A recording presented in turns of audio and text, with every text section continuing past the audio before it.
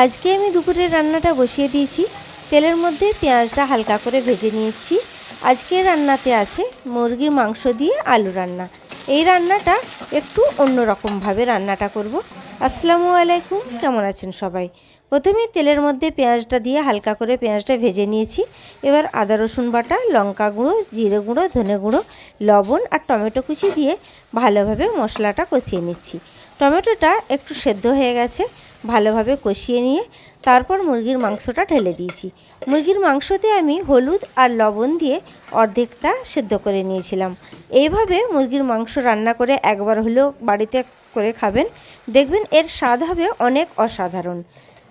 আলু ভেজে রাখা দিয়ে দিলাম, দিয়ে ভালোভাবে কষিয়ে নিচ্ছি। একসঙ্গে কষিয়ে নিয়ে এবার দুপুরের রান্না রেডি। আজকের মেনুতে কী আছে সেটা আমি আপনাদেরকে দেখাচ্ছি এবং আজকে আমরা খুব মজা করে খাওয়া দাওয়া করব, সেটা আমি বলছি, শুনে নিন। সিম আছে, বেগুন, আলু দিয়ে কাঁচা লঙ্কা দিয়ে চচ্চড়ি করেছি, জিরে গুঁড়ো দিয়ে দিয়েছি।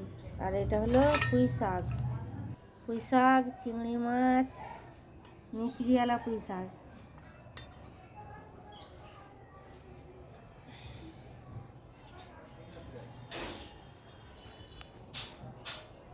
আর চিকেন আলু কষা, গরম গরম ভাত। ভিডিওটা ভালো লাগলে কমেন্ট অবশ্যই করে দেবেন। আল্লাহ হাফিজ।